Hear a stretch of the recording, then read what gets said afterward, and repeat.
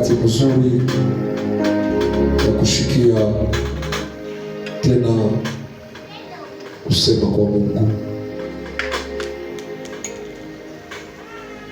Éviter des va-et-vient. Tutu yako chini ya Mungu. Mungu adispose maroho yetu pour que tumshikie. Mungu adispose maroho yetu pour que tufunguliwe. Mungu adispose maroho yetu pour que tubarikiwe. Wakati tunapenda kulamsha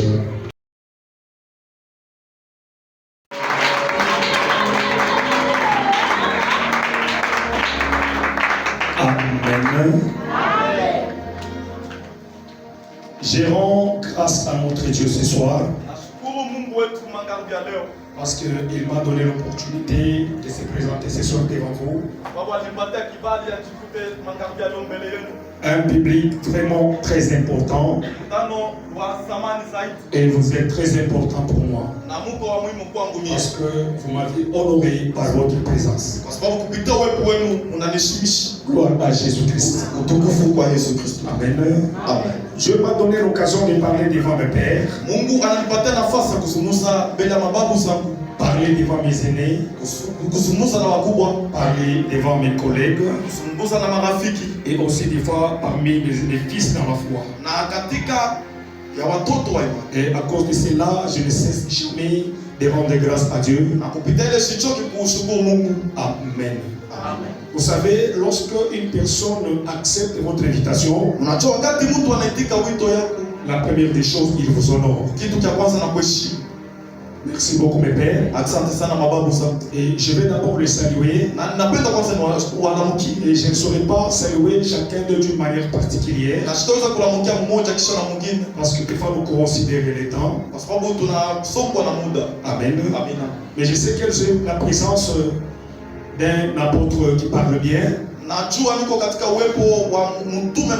C'est l'apôtre Mwamba Manasseh. Il est au milieu de nous. Et je suis aussi honoré par la présence de papa, un père spirituel bien. C'est le révérend pasteur Eli Kimpinde. Je suis aussi honoré par un père spirituel bien. C'est le révérend pasteur Innocent. Je suis aussi honoré par un homme bien. C'est le révérend pasteur Dominique. Je suis aussi honoré par notre papa qui est ici en rouge dans l'église. Le nom je ne connais pas. Si vous connaissez le révérend pasteur, le prophète Doxa. Amen. Je suis aussi honoré par notre père qui est le révérend pasteur Aaron. Tous ces gens que je suis en train de citer, ils sont dans notre quartier Chine Gaston. Je suis aussi honoré par notre père qui est derrière moi, le pasteur Rémi. Amen. Je suis aussi honoré par notre père spirituel derrière. Le révérend pasteur Trésor. Et au milieu de nous, je suis aussi honoré par un homme bien. Lui c'est le berger. Et il s'appelle le nom m'échappe. Sam. Je connais seulement le nom de Sam, hein? Et c'est grâce à sa même mise dans cette activité que cette activité vient de se dérouler bien comme le pays. Je suis aussi honoré par un professeur bien, un homme de Dieu bien. Et lui aussi, il a vraiment participé franchement à l'éducation de ma famille.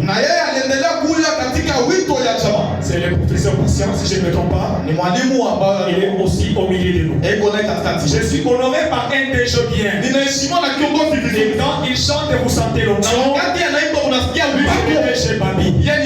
Gloire à Jésus. Je suis honoré par une révérende pasteur qui est derrière moi. Elle, c'est maman pasteur Mireille. Et les autres, vous allez le voir demain dimanche. D'abord, premièrement, à cause de ceux qui sont au milieu de nous ce soir, nous allons les recevoir avec les acclamations. Qui sont en train de se mettre.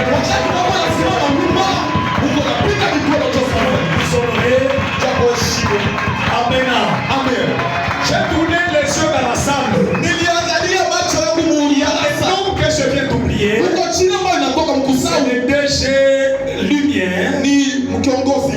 Est-ce que tu peux aussi te mettre des gros bateaux? Nous tous conformons le corps de Christ.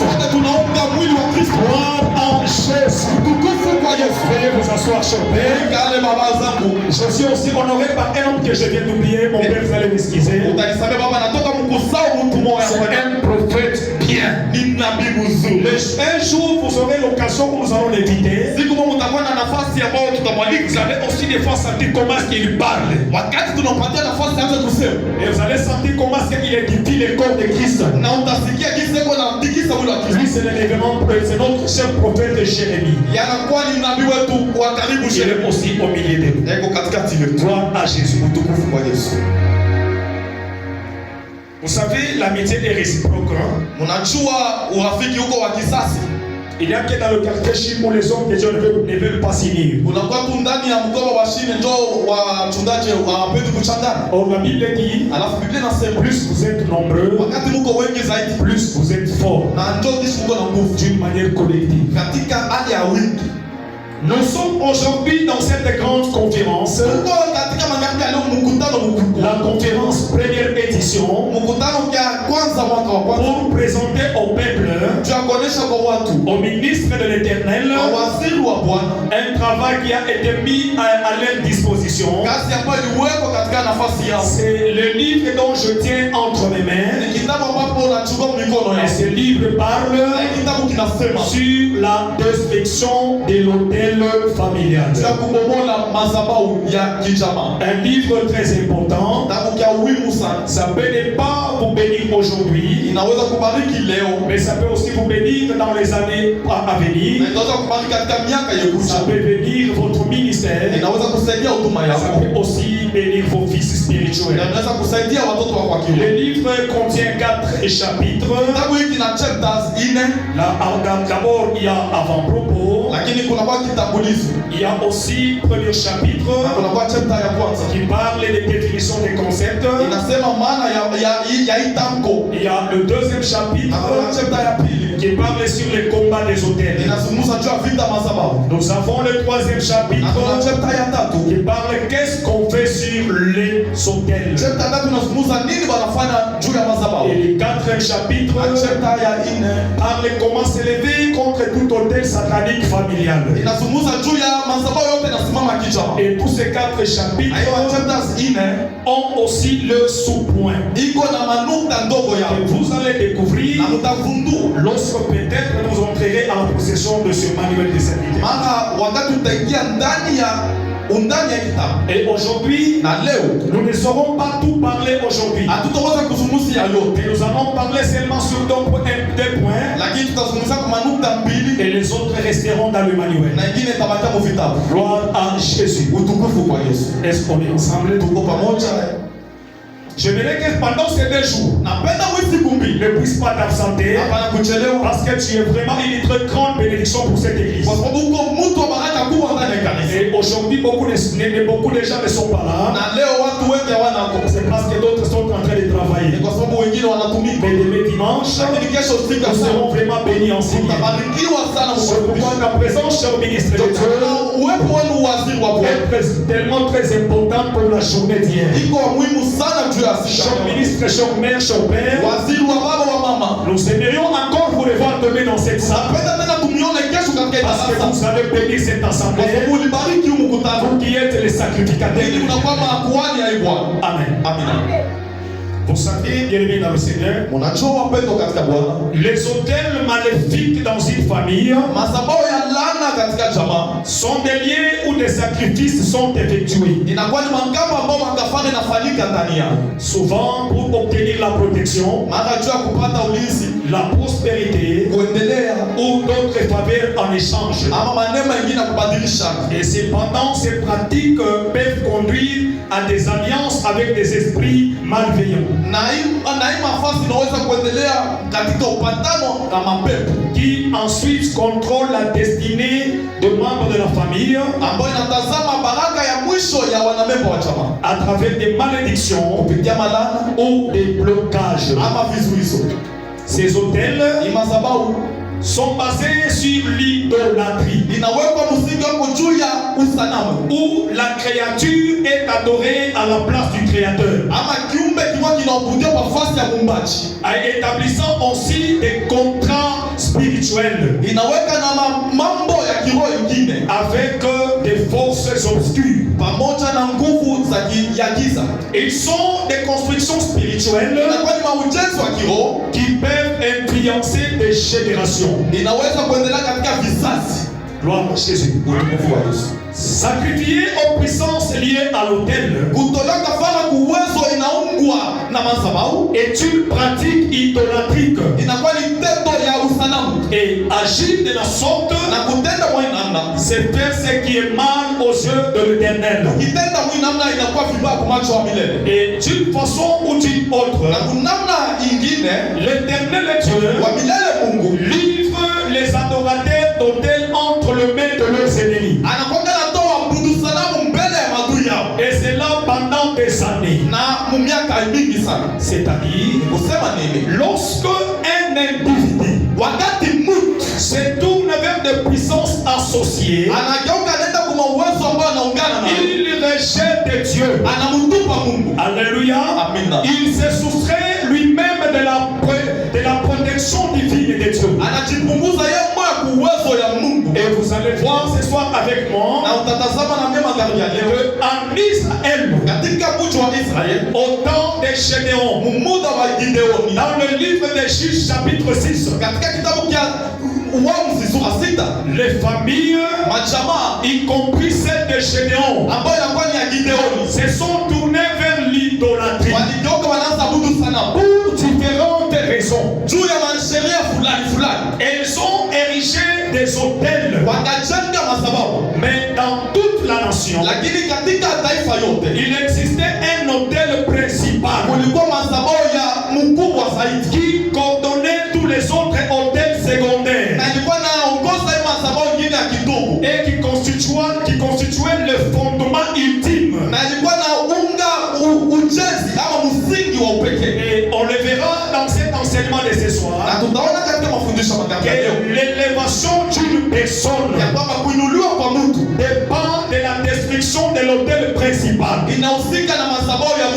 qui est présent physiquement ou de façon invisible dans sa famille et qui travaille contre ta vie.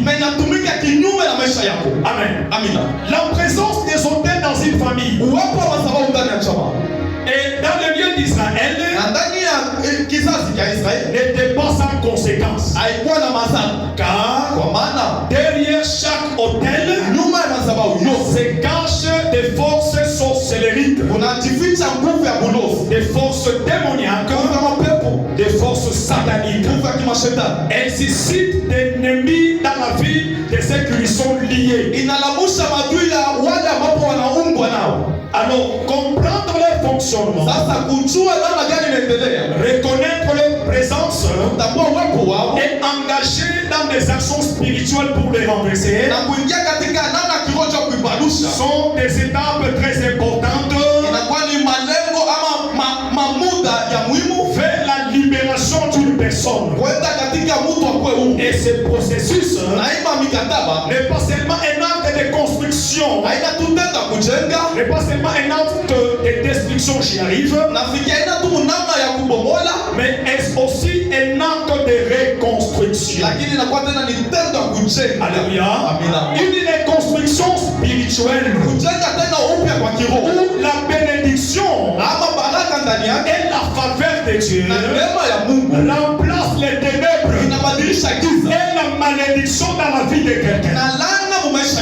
Ainsi, un membre de la famille peut devenir la clé pour changer le destin de toute la lignée. De l'échec à la réussite, de la malédiction à la bénédiction. Et ces membres de la famille, c'est toi qui m'écoutes ce soir. Est-ce que tu peux d'abord t'acclamer?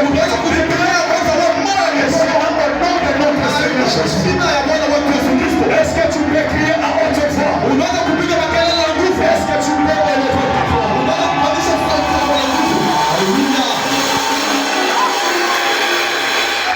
Peut-être tu ne connais pas l'essence d'acclamer ou de lever la voix d'évangile. La Bible dit ceci. L'Éternel s'élève au cri de triomphe de son peuple. Il s'avance au son de la trompette. Gloire à Jésus. Parlons des autels. Juge chapitre 6, verset 12 à 25. Et nous allons sauter. Nous allons lire verset 25 à 26. Amen. Amen. Nous lisons au nom de Jésus. Est-ce qu'on peut honorer la parole de Dieu? Mon évêque, s'il vous plaît. Mon évêque, s'il vous plaît.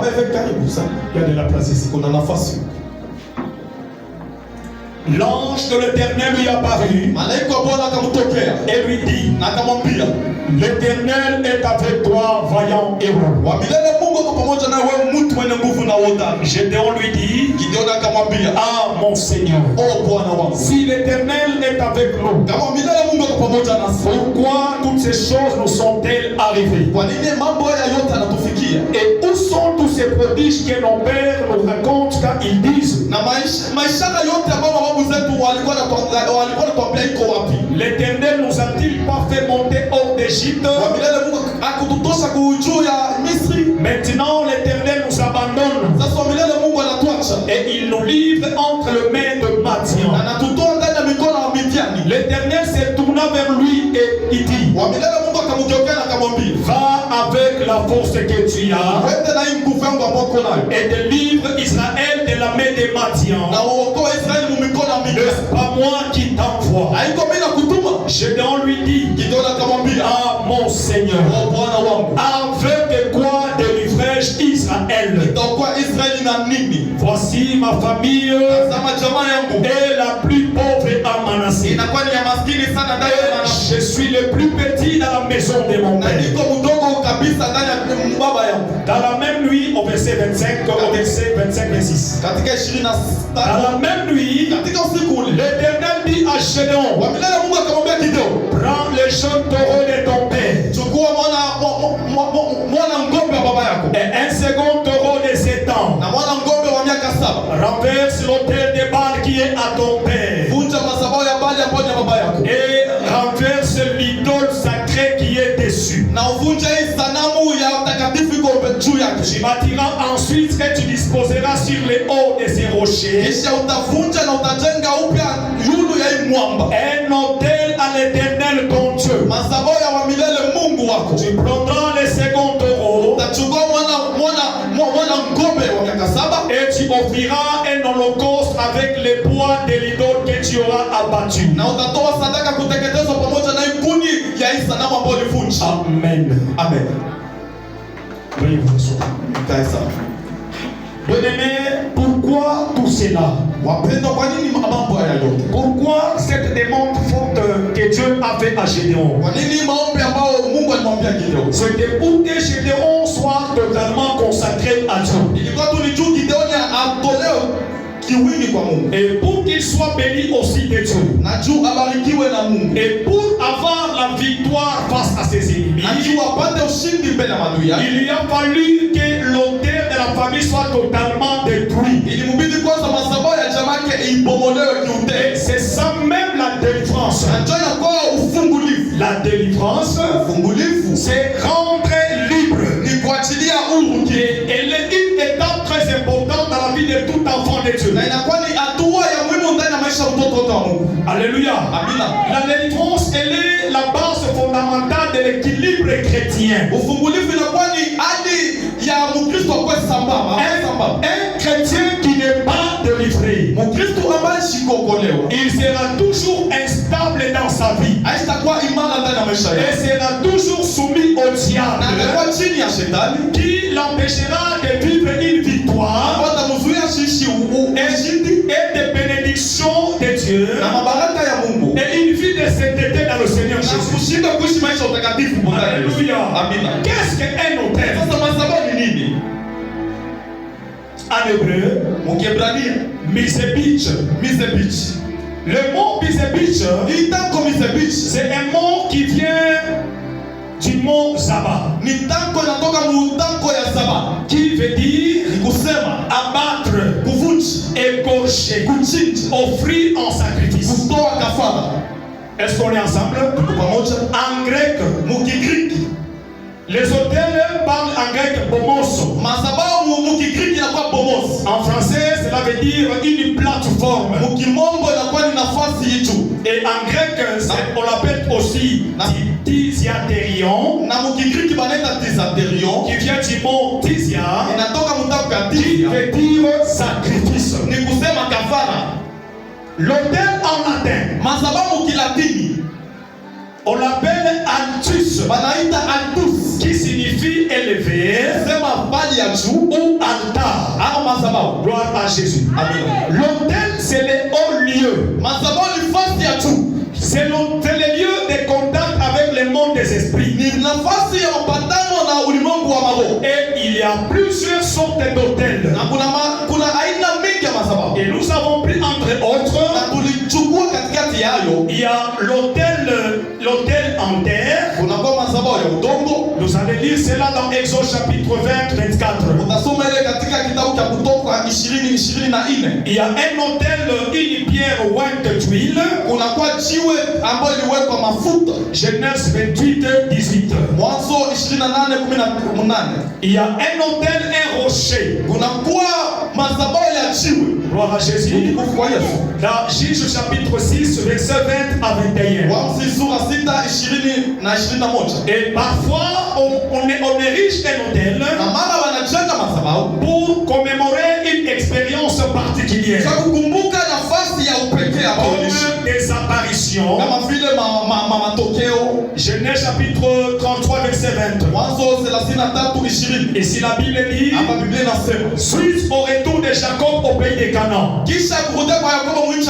la réconciliation avec son frère Esaïe, il acheta la portion du champ, et là il éleva un autel qu'il appela El Eloé, qui signifie Dieu est le Dieu d'Israël. Amen. La croix sur laquelle Jésus est exécuté est aussi appelée un autel. Hébreu chapitre 13, verset 10. Maintenant vous allez comprendre que la Bible prend le même mot pour désigner le lien des sacrifices des autres peuples.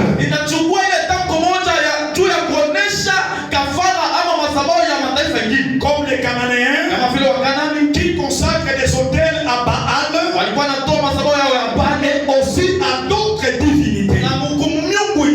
Gloire à Jésus. L'autel, c'est un lieu de sacrifice.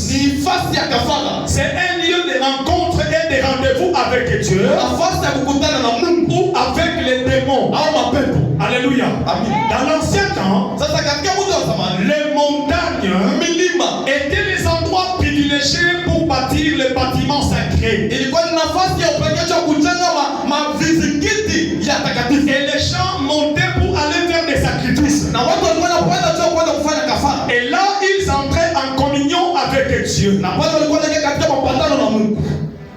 toujours sur les définitions.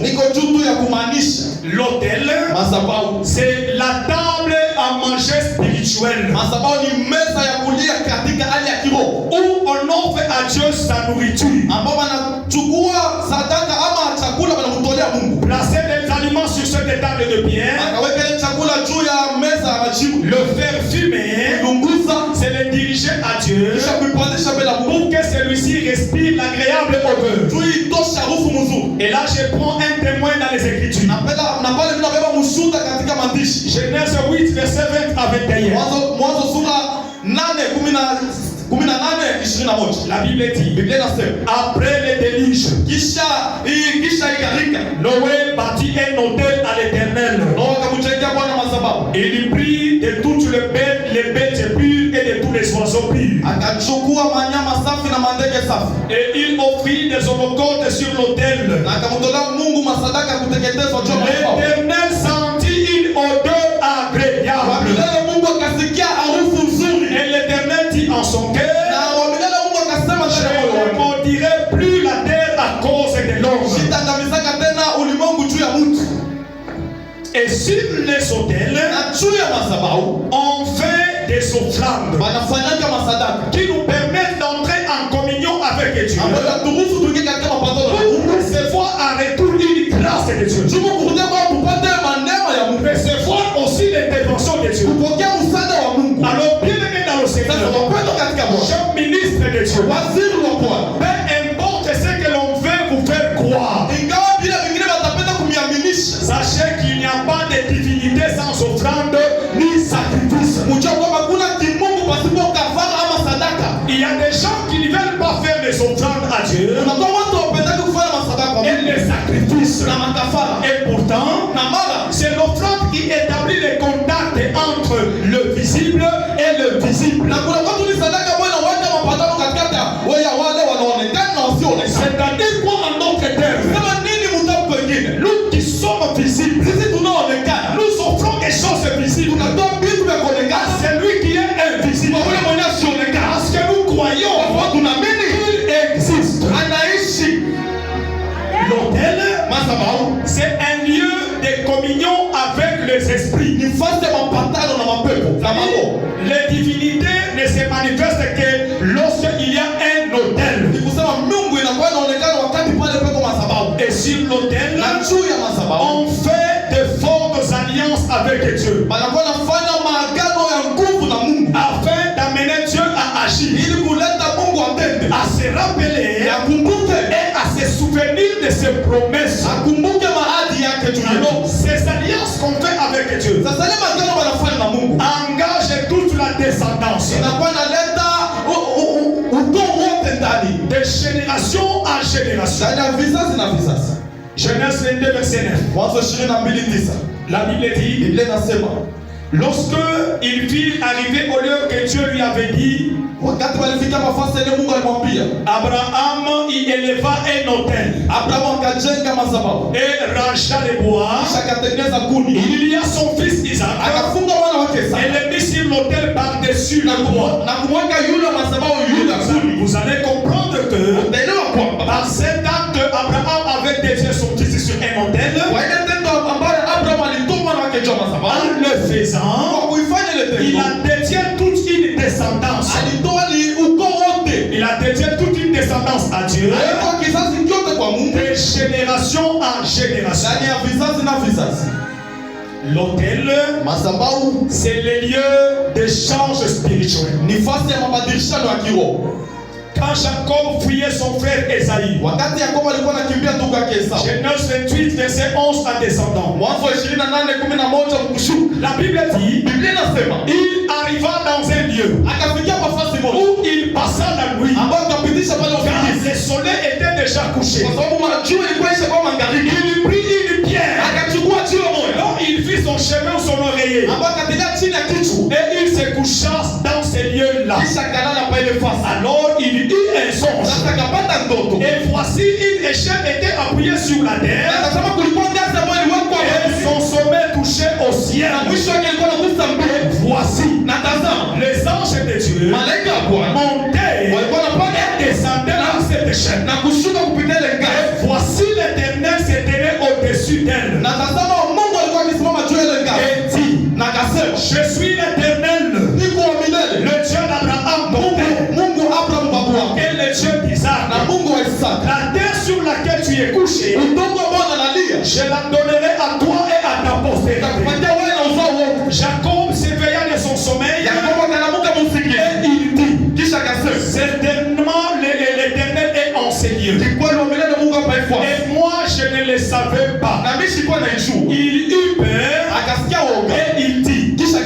ce lieu est redoutable. C'est ici la maison de Dieu. C'est ici la porte des cieux. Alors Jacob se leva de bon matin. Il prit la bière dont il avait fait son oreiller ou son chevet. Il la dressa pour monument. Et il versa de l'huile sur son sommet. Jacob fit un vœu en disant: si Dieu est avec moi et me garde pendant ce voyage d'échauffourée, si il me donne du pain à manger et des habits pour me vêtir, et si je retourne en paix à la maison de mon père, alors l'Éternel sera mon Dieu. Et cette pierre que j'ai dressée pour mon lit sera la maison de Dieu. Et je donnerai la dîme de tout ce que tu me donneras. C'est pourquoi, bien-aimé dans le Seigneur, partout là où il y a une assemblée de vrais enfants de Dieu, vivant dans la sanctification et à l'obéissance à la parole de Dieu, cet endroit est l'autel de Dieu. Les anges de Dieu, alléluia, ils montent avec vos prières et descendent avec les réponses à vos prières. Écoutez, peuple de Dieu, les prières qui montent sur ces autels sont les parfums de bonne odeur. Alléluia. Les sacrifices qu'on offre sur ces autels sont nos prières, sont nos chaînes, sont nos adorations, sont nos louanges, nos offrandes, nos dîmes et nos sacrifices et actions de grâce. Est-ce que tu peux dire amen les 3 fois? Amen. Maintenant écoutez, les Écritures nous révèlent que ce n'est pas seulement à Dieu où les gens font des sacrifices, mais le monde fait aussi des sacrifices sur les autels des ténèbres, qui sont les autels des démons. L'apôtre Paul explique que dans 1 Corinthiens chapitre 10 verset 18, il dit que ceux qui offrent les sacrifices sur les autels des ténèbres ne les offrent pas à Dieu mais à des démons. Pourquoi ils sont en train de faire cela? Ils donnent la permission aux démons d'intervenir dans des familles pour nuire aux autres, nuire à la vie, nuire à la santé, nuire dans le ministère, nuire dans le mariage, nuire à tous les aspects de la vie. Maintenant, ces hôtels des ténèbres sont bâtis pour adorer le diable et ses agents démoniaques. Les sacrifices dédiés aux esprits mauvais sur ces hôtels, ce sont les animaux sacrifiés, ce sont les objets, ce sont de l'or et de l'argent, voire même des sacrifices humains. Maintenant, pourquoi ces hôtels sont bâtis? Ces hôtels sont bâtis pour tisser des alliances d'esclavage, des alliances de pauvreté, des alliances de malédiction, des alliances de chômage, des alliances de célibat, des alliances de maladie, et aussi des alliances de mort. Alléluia. C'est à cause de ces alliances, les alliances des morts, que le prophète Esaïe a prophétisé contre ceux qui les pratiquent. Dans Esaïe chapitre 28 verset 14, le prophète Esaïe dit ceci: écoutez donc la parole de l'Éternel, vous les moqueurs, vous qui dominez sur ce peuple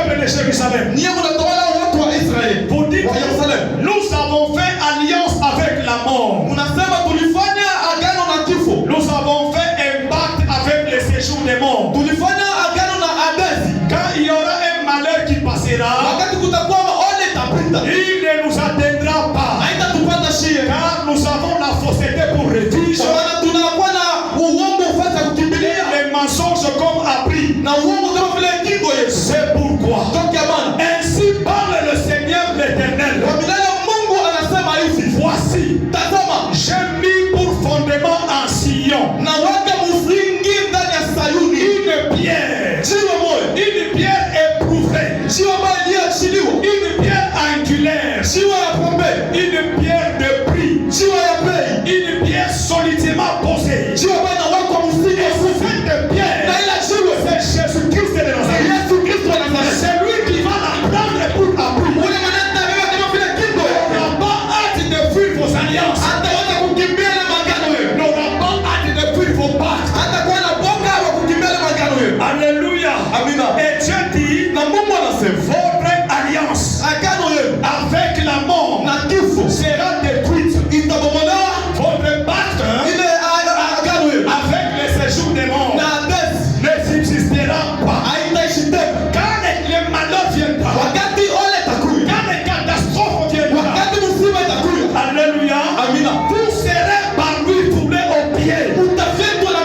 Dit l'Éternel des armées, le véritable refuge, c'est Jésus de Nazareth. C'est Jésus de Nazareth. À dehors de Jésus, il n'y a pas de refuge. À dehors de Jésus, il n'y a pas de sécurité. La véritable sécurité de nos familles, de nos ministères, de nos mariages, de Jésus-Christ de Nazareth. Alléluia. Avance. Ces hôtels sont également bâtis pour s'opposer à l'œuvre de Dieu. Ils rendent les cœurs des païens opposés à la parole de Dieu. Ils se servent des voiles contre la bénédiction des enfants de Dieu. Alors, les démoniaques le font pour maudire le peuple de Dieu, afin de les amener à les maintenir dans des souffrances inimaginables, pour les empêcher à échouer dans leur ministère et aussi dans toutes leurs activités. Des fois pour vous imposer aussi la mort. Et aujourd'hui, il y a beaucoup de vies qui sont bloquées à cause des hôtels. Il y a des quartiers qui sont bloqués à cause des hôtels. Si vous ne renversez pas les hôtels de votre quartier, vos quartiers n'évolueront jamais. Si vous ne prenez pas l'autorité dans la prière, et en cet homme de Jésus-Christ, pour établir son autorité, vos familles n'évolueront pas, vos quartiers n'évolueront pas. C'est pourquoi je suis venu inviter quelqu'un à associer Christ dans ce que tu es en train de faire. Tu réussiras, tu prospéreras, tu monteras au nom de Jésus. Alléluia. Amen. Toi qui es en train de suivre ces messages, l'Éternel va te visiter. Il va changer ta malédiction en bénédiction. Il va changer tes échecs en réussite. La maladie en guérison. Parce que tu es le bien-aimé de l'Éternel. Parce que tu es le projet de Dieu. Cependant, bien aimé, c'est dans le Seigneur. La bonne nouvelle est que nous avons un espoir en Jésus-Christ. Le sang de Jésus a la puissance de racheter tout ce qui a été sacrifié sur les autels démoniaques. En Christ, nous avons la rédemption. Nous avons la rupture de toute forme de malédiction. Et en Jésus-Christ, nous avons la restauration de notre bénédiction. Maintenant, il y a des gens qui détruisent les hôtels, mais qui ne construisent pas les hôtels. Tu ne peux pas renverser un hôtel sans en construire un autre. Est-ce que vous me suivez? Vous ne pouvez pas renverser un hôtel sans en construire un autre. Sinon, lorsque l'ange de l'Éternel avait visité Gédéon, l'autel de ton père et c'est fini. Parce que c'est Dieu lui-même qui lui avait rendu visite. Mais il a renversé l'autel où son père faisait des sacrifices à Baal. Et a bâti aussi un autre autel sur lequel il a fait des sacrifices à Dieu. Donc cela veut dire quoi en d'autres termes? On ne peut combattre un autel par un autre autel. On combat un sacrifice par un autre sacrifice. Si tu avais été bloqué sur les autels de sorcellerie, sur les autels de magiciens, qu'on te met sur l'autel qui est plus puissant que celui des magiciens. C'est l'autel qui est plus fort. L'autel qui est plus puissant. C'est l'autel de Jésus-Christ. C'est l'autel de la croix. Alléluia. Alléluia. Amen. Cher ministre de Dieu, cher serviteur premier ministre, les gens des ténèbres, ils font des sacrifices dans le monde. Ils donnent des vies humaines. Le mariage des gens, des fois pour monter en grade et aussi en puissance. Mais quand on chrétien, il ne fait rien donner à Dieu comme sacrifice. Ils disent que vous avez reçu gratuitement. C'est ça le seul verset que les chrétiens naïfs connaissent. Oui, c'est la vérité. Oui, le salut est gratuit. La parole de Dieu est gratuite. Les dons du Saint-Esprit sont gratuits. Mais il y a certaines dimensions de la vie. Pour y arriver, vous devez payer le prix du sacrifice. Aujourd'hui à Lubumbashi, s'il y a des hommes forts dans ce monde, des prophètes forts, des pasteurs forts, parce qu'ils ont payé le prix. Ils ont payé le prix. Alléluia. Ils ont payé, c'est pourquoi ils sont bénis de Dieu. Parce qu'ils ont payé le prix de ce qu'ils sont devenus aujourd'hui. Payez le prix de ce que vous voulez devenir. Payez le prix de ce que vous voulez être.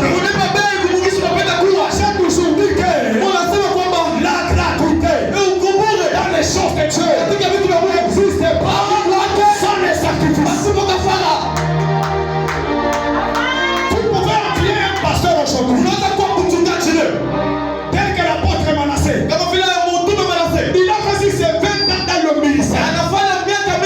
Il a eu des sacrifices et des sacrifices. Il a eu des épreuves et des épreuves. Toi qui commences aujourd'hui pendant 2 mois, mais tu vas te comparer à l'apôtre Manassé. Tu vas devenir comme l'apôtre Manassé. Est-ce que vous connaissez le prix qu'il avait payé? C'est pourquoi beaucoup d'hommes de Dieu aujourd'hui quittent les lieux très saints de l'Éternel pour parcourir maintenant les territoires du diable et entrer dans l'occultisme, la magie, monter la puissance. Quel genre de puissance que vous manifestez alors que vous êtes dans l'adultère, dans la fornication, dans les mensonges, dans toute forme d'abomination? Contre Dieu il est saint. Sa nature c'est sa destinée. Vous voulez être fort, vous vivez dans la vie de sanctification. L'autel, c'est un lieu de communion avec les esprits. Les divinités ne se présentent que là où il y a un autel. Il y a des retards dans la vie causés par les autels. Il y a des ordres dans la vie déjà à cause des autels. Il y a des ministères en retard à cause des autels.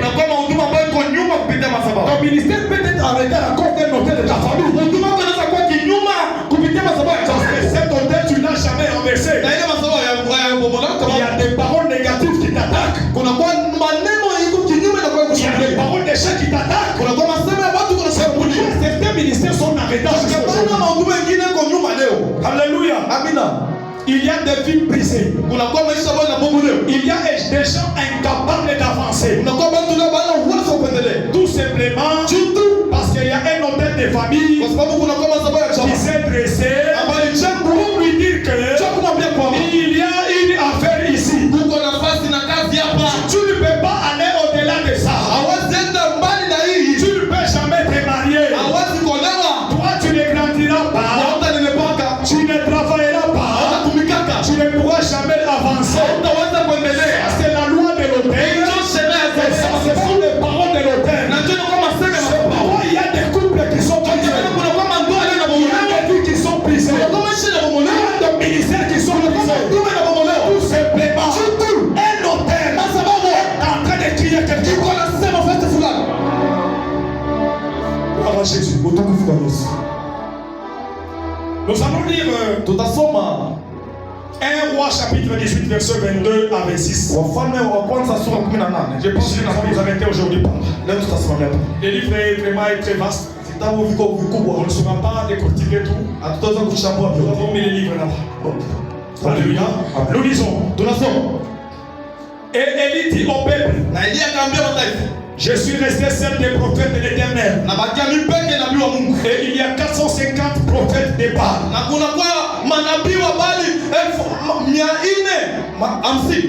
Que l'on nous donne des taureaux, qu'ils choisissent pour eux l'un des taureaux, qu'ils les coupent par morceaux et qu'ils les placent sur le bois sans y mettre le feu.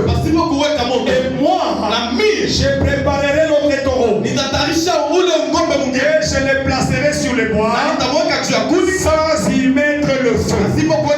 Puis invoquez le nom de votre Dieu. Et moi j'invoquerai le nom de l'Éternel, le Dieu qui répondra par le feu.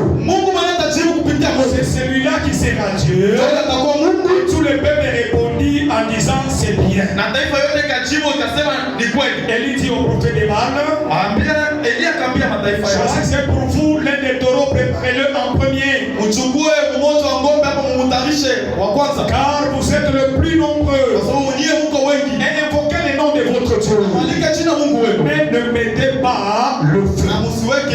Il prit les taureaux qu'on leur donnant et les préparèrent et ils invoquèrent le nom de Baal.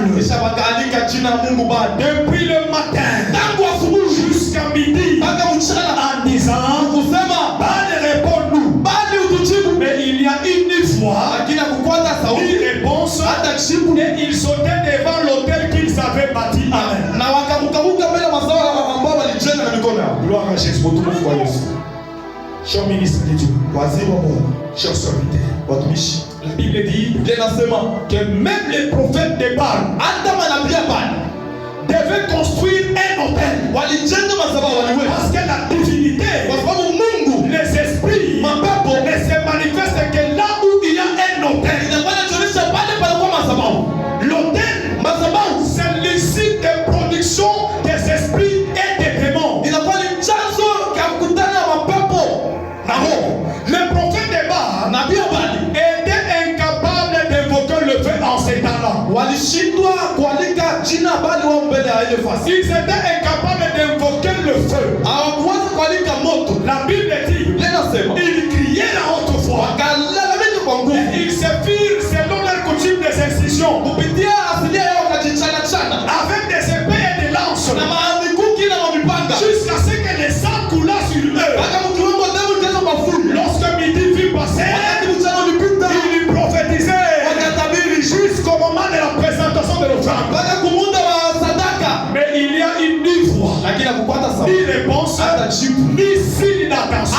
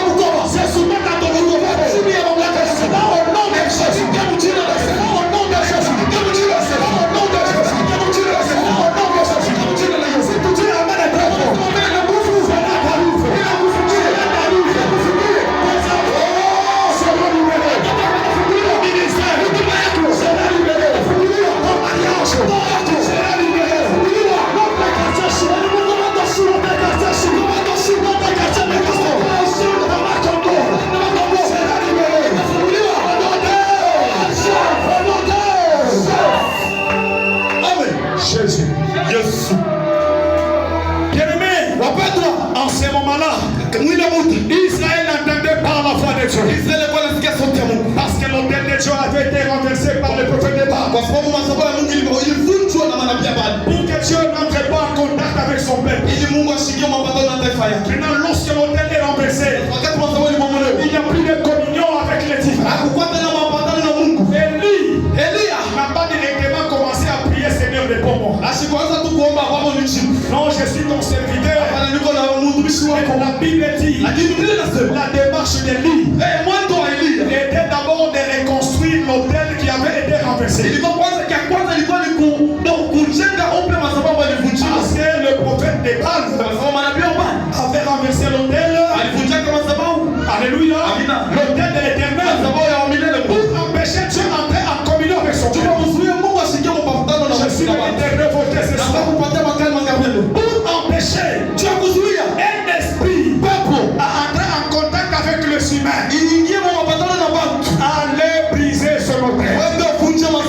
Alléluia. Lorsque vous renversez l'autel, l'esprit devient faible. L'esprit ne peut plus fonctionner. Briser l'autel de la sorcellerie. La sorcellerie de ta famille. Qui est en train de contrôler ton ministère. Alléluia. Briser l'autel de la sorcellerie. Qui contrôle ton élévation. Qui contrôle ton mariage. Détruisez l'autel qu'on a bâti sur tes enfants. Dans les quartiers Chine, beaucoup d'enfants sont sorciers. Ils continuent à en sorceller. Jusqu'à aujourd'hui. Parce que les hommes de Dieu, Dieu a établi dans ce quartier. Ne détruisez pas les autels. Ils évitent les combats spirituels. Ils disent qu'il y a retenu sur ma parole.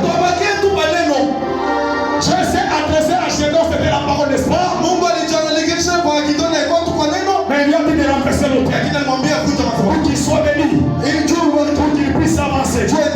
Alléluia. Briser l'autel où il y a la loi ou la constitution de ta famille.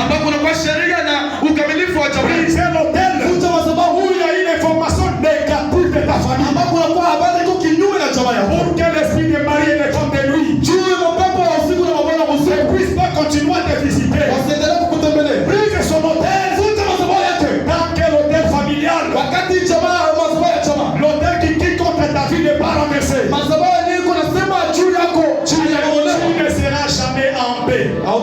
Il y a un autel qui se bat contre ta grandeur, qui se bat contre ton mariage, qui se bat contre ta vie, qui se bat contre ta santé, qui se bat contre ton avancée. Dieu bénisse sa parole ce soir. Et c'est dans le nom de Jésus. Est-ce que tu peux te mettre debout pour lui? Alléluia. Amen. Mikono fois. Mikono continue. Piga 3 fois.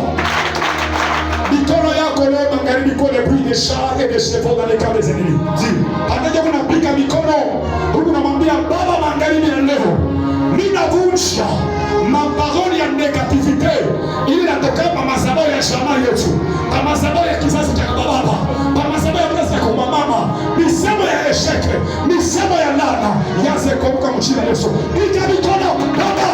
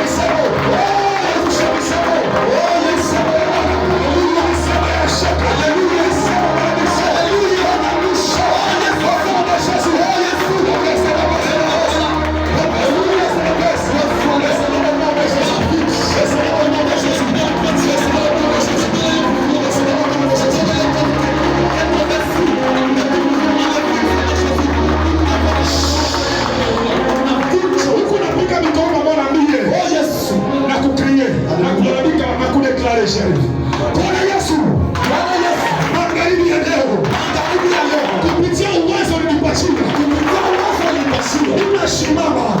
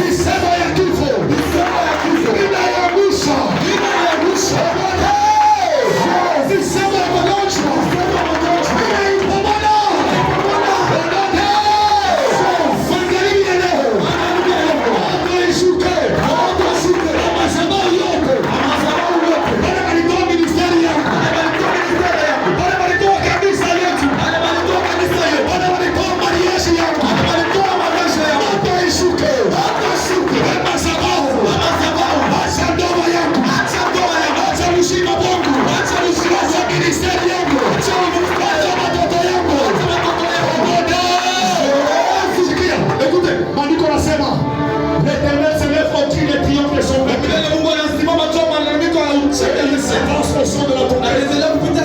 C'est-à-dire quoi? Utapika tu mikono mikelekele basi. Pika mikono.